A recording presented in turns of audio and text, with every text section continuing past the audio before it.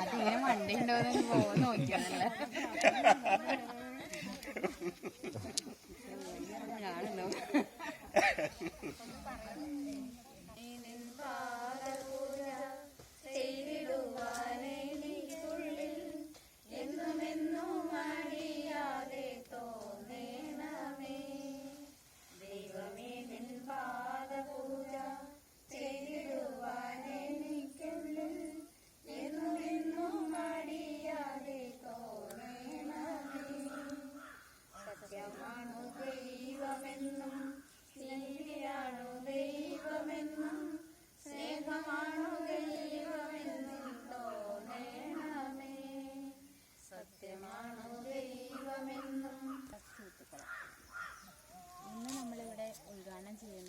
ഹരിത കേരളം പദ്ധതി നമ്മുടെ കേരള സർക്കാർ വിഭാവനം ചെയ്തിരിക്കുന്ന കൃഷി വിദ്യാഭ്യാസ മേഖലകളെയൊക്കെ ഉത്തേജിപ്പിക്കുന്നതിന് വേണ്ടിയിട്ടുള്ള ഒരു പദ്ധതിയുടെ ഭാഗമായിട്ടാണ് ഈ ഹരിത കേരളം വിഭാവനം ചെയ്തിരിക്കുന്നത്.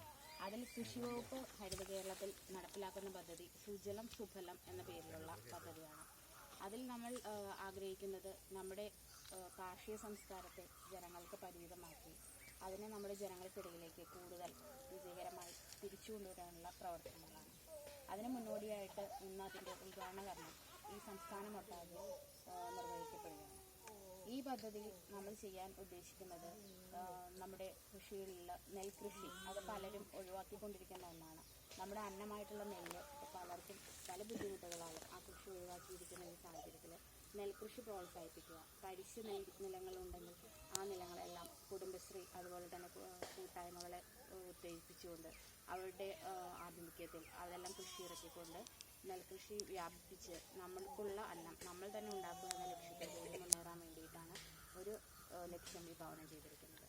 പിന്നെയുള്ളത് നമ്മുടെ പച്ചക്കറിയിൽ ഇപ്പോൾ 2-3 വർഷത്തെ കൃഷി വകുപ്പിൻ്റെ ഇടപെടലുകൾ മൂലം വൻതോതിൽ തന്നെ പച്ചക്കറി ഉൽപ്പാദനം നമ്മുടെ സംസ്ഥാനത്ത് സാധ്യമായിട്ടുണ്ട്. അതുപോലെ തന്നെ വിഷരഹിതമായ പച്ചക്കറി കഴിക്കണം എന്നുള്ളൊരാഗ്രഹവും കൃഷിഭവൻ തന്നെയാണെങ്കിലും നെൽകൃഷി ഇപ്പോൾ മുണ്ടകനും വിരിപ്പ് സീസണുമായിട്ട് 10-70 ഹെക്ടറോളം നമ്മളിവിടെ നെൽകൃഷി ചെയ്യുന്ന കർഷകർക്ക് ആനുകൂല്യങ്ങൾ ജനകീയാസൂത്രണം വഴിയും ഡിപ്പാർട്ട്മെൻറ്റ് വഴിയും കൊടുക്കുന്നുണ്ട്.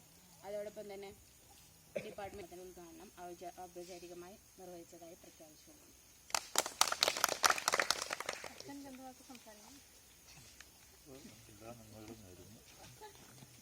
മാർക്കറ്റിങ്ങിന്റെ പ്രശ്നം അതിനൊക്കെ വരുന്നുണ്ട്. ഉണ്ടായി കഴിയുമ്പോഴത്തേനും ആർക്കും വേണ്ട. ഞാൻ സംശയിച്ചല്ല കഴിഞ്ഞ ഇപ്പോഴത്തെ വർഷം 2000 രൂപയ്ക്ക് ചെയ്യണം. ഞാൻ വളമിട്ട് നന്നായിട്ടുണ്ടാവും. ഞാൻ ഒരു തണ്ടേന്ന് ഒരു പകറിൻ്റെ ഒരു തണ്ടേ നീ നിലത്തില്ല 28 പയർ ഒറ്റ പ്രാവശ്യം നോക്കുക. ഒരു തണ്ടേന്ന് 28 എണ്ണം പറഞ്ഞു 30 എണ്ണം ഒരു കിലോയാണ്. ഞാനിപ്പോൾ രണ്ടാമത്തെ ട്രിപ്പ് ഇപ്പം ഇന്ന് ഞാൻ പറഞ്ഞു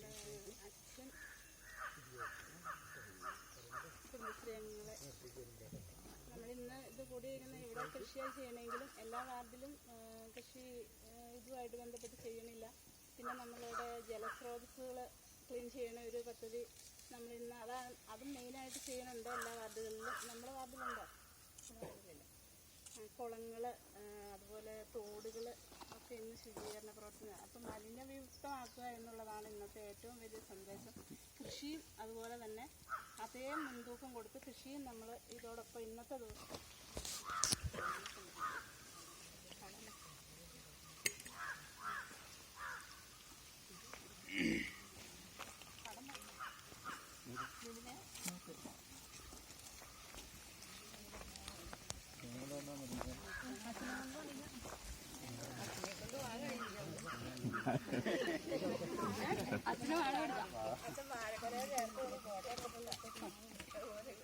അതെവിടെ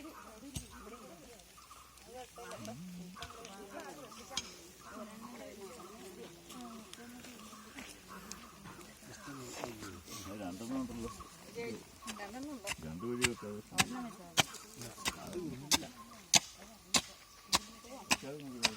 വളമുണ്ടെങ്കിൽ ചാണകപ്പൊടി പിന്നെ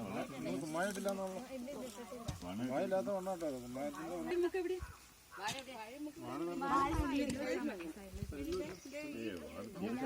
വഴിയാ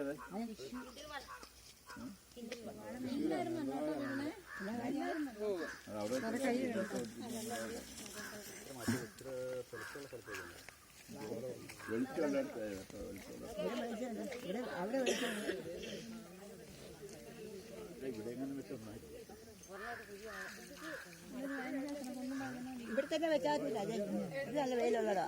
ഈ നടുക്കത്തെ കുഴി വെക്കുന്നത് അവിടെ വെക്കുക. ഇതെടുത്ത്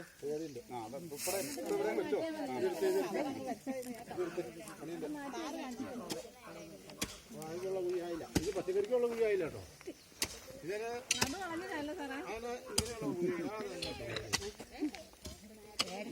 ഇതിന് മുകളിൽ പറ്റി ഒന്നും ഉണ്ടാവില്ല. ഇത് ഇച്ചിരി താഴെ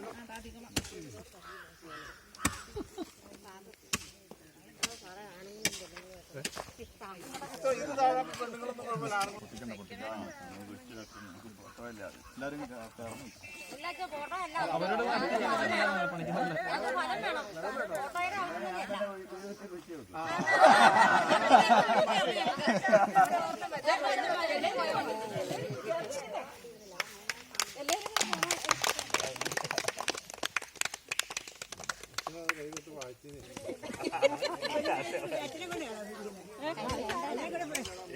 അച്ഛന്റെ കുപ്പായത്തല്ലേ നിങ്ങളുടെ കയ്യൊരു ചോട്ടെന്ന് ഞാൻ വെള്ളം തോന്നുന്നില്ല.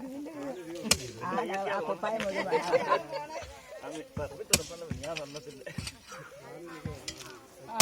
അതൊന്ന് കൊണ്ടേ വന്നിട്ടേ ഒത്താക്കണോട്ടാ അതിക്ക് കൊടുത്തോടാ. എന്റെ ഫോട്ടോ നെറ്റിങ്ങാണ്ട് കിടപ്പുണ്ട്. കയ്യാൻ മണ്ണ് പറ്റിയ വെള്ളവും അച്ഛനൊരു വാഴ വെച്ചിട്ട് അച്ഛനെ വിടണമെന്നായിരുന്നു.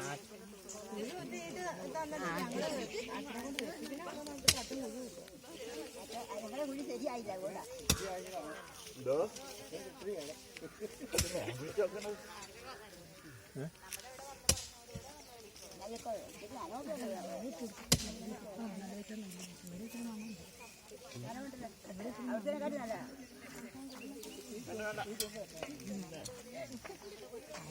നിങ്ങൾ 3000 പണി 1.5 മണിക്കൂർ കൊണ്ട് നിങ്ങൾ ചെയ്യുന്നു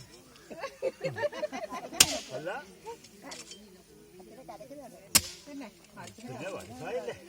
വയസ്സായത് സമ്മതിക്കാൻ പറ്റുമോ? അച്ഛനാണെങ്കിൽ വയസ്സായ കിടക്കുമ്പോൾ ആരും വെച്ചാൽ ഇപ്പൊ ആ കോലത്ത് ആര് വെച്ചാലും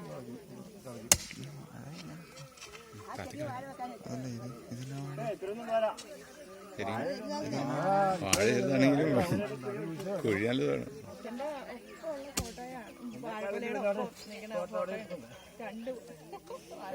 പൊക്കത്ത് കളിച്ച വാഴ കരുത്തു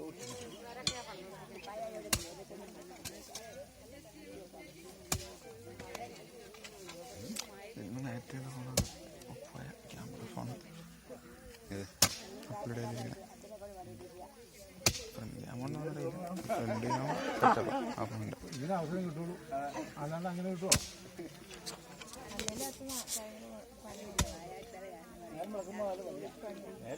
ഒരു ദിവസം 3 മണിക്കൂർ കൂടിയാ ഒരു ബ്ലേഡ്